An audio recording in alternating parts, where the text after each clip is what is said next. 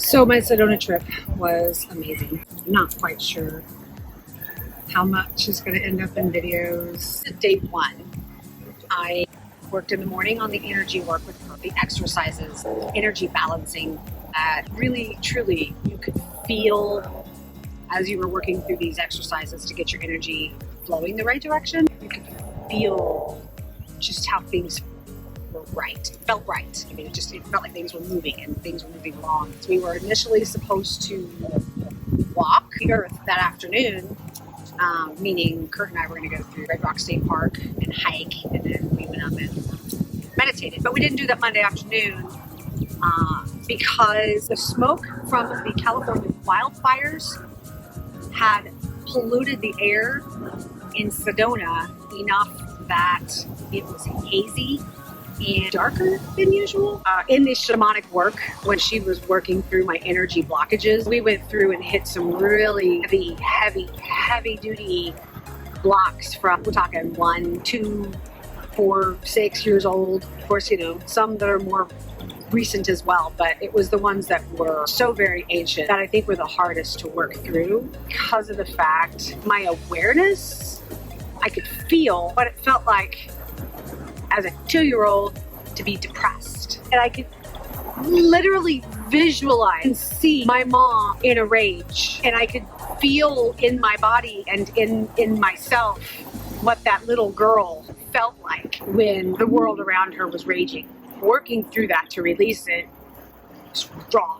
Oh my gosh, it was really raw. It was a 1-hour session and I recorded it, and I kid you not, I bawled for 23 minutes of that 1 hour.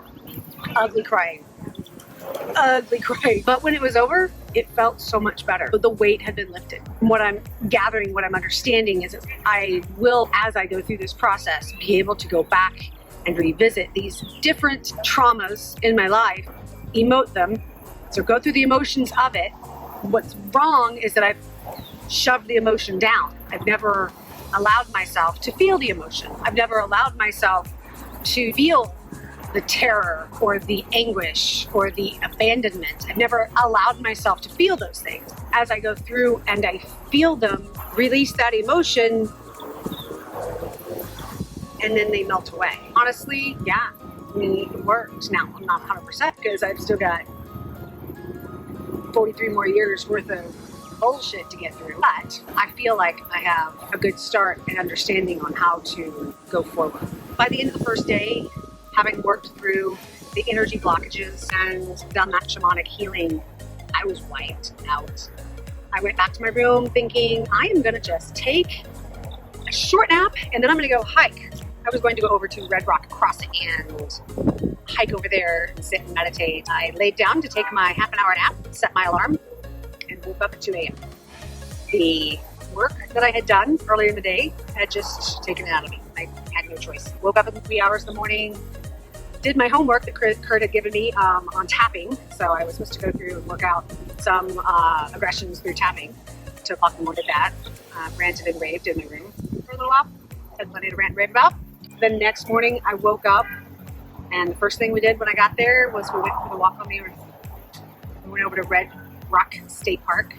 We did meditation looking down over the creek.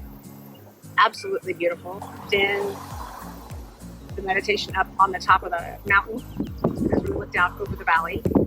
That was beautiful and very powerful. A very, very powerful meditation where he called in the white buffalo calf woman, told me that I was going to change the world, to which I promptly freaked the fuck out. I mean, you wouldn't, right? It's like, those are big fucking shoes. I mean, seriously, as I am freaking out. Kurt said, don't forget, the pebble dropped in a pond has no idea how large the waves will be once it reaches the shore. It's like, okay, that's a little more palatable. He said, you just have to get started. And then the universe will take over. I'm like, all right, well, I'm getting started. Here we go. I worked with Kurt in the Native American medicine wheel. Stones put down in a wheel, and it's got a circle and a bullseye circle in the middle, and then 4 quadrants to it. And he said, walk around the wheel, and then I want you to stop and stand in the quadrant you feel like you belong in. So I did. And I stopped in the east, which happens to be the quadrant of new beginnings and new journeys.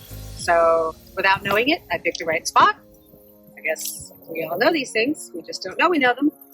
We have to unlearn the things we've learned to block ourselves. Very interested in Native American take on the wheel and all of those things. I really liked to put more effort and homework into learning the Native American ways of healing and tribal medicine. The last morning there on Thursday, I met with Mariposa, and Mariposa did a reading that kind of shook me to the core.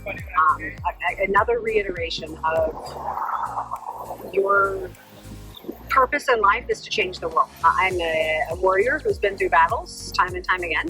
I have come forth into this life to help battle against the darkness, the shadows of the darkness that have pretty much taken over our planet. We had a medicine woman who came out to do the reading, who said that in a past life I was a medicine woman. Actually, I do think who said that I was a medicine woman repeatedly. But in one of these past lives that she was talking about, my calling is to help heal trauma with plant medicine. Oddly enough, exactly what this journey has started out to be is to go out and try these things and to reaffirm us, people, the average everyday Joe, that while Western medicine has told us to go sit in front of a shrink and to tell our woes and just relive it, there are ways to actually release and move on. Using plants can help a person get out of their own, to allow them to initiate this journey of healing. Very interesting to have it confirmed by the medicine woman in my reading. My life's purpose is following the path that I've chosen. Is that a ask and you shall receive? That I listen to my inner divine goddess and made that judgment call, made that decision based on the inner voice? No. Trust is my biggest issue I've got to work through. And it's trust in myself more than anything else. I have to trust myself, to trust that what I'm hearing up here is in fact coming from beyond my mind. It's coming from the divine, or my spirit guides, or my ancient ones who are guiding me along, like the medicine woman. Oh, and I was given an orb by a ancient spirit during this reading for clear seeing. Mariposa said you might want to get a clear orb to actually, be able to use as something to help you utilize clearer seeing. And I was like, I already have one. So I have a crystal ball that I bought when I was doing the financial advising gig that sat on my desk. Anyone would say, what's the market going to do? I'd grab my crystal ball and I'd bring it over and I'd be like, all right, let's take a look, because I really don't know. And people would be like, what? It was a joke when I bought it, but now I guess I get to really use it. I told Mariposa about the fact that I had a dragon from our Golden Dragon meditation a month ago. She helped me learn to call upon my dragon to help me deal with shit. The dragon is there to deal with the negativity in the world, and the dragon can burn it to a crisp. I like that. I like that a lot. Dragon, take care of that. There were things that I did at Inner Journeys that I would never ever have known to do. And they were so simple, almost ridiculously elementary, but they worked. I think I will do a couple of different videos on just some of the things that I worked on while I was there, because I feel like there are a lot of people out there who, like me, had no idea what options there are if you just think outside the box. And most of us don't know where to start. I mean, it's fact. Most of us don't know where to start. I'm doing one of those, just gonna throw a big old clump to see what sticks. That's what I'm doing. I'm jumping in with both feet, try things, to be able to help expose to all of you some of the amazing healing that is possible out there.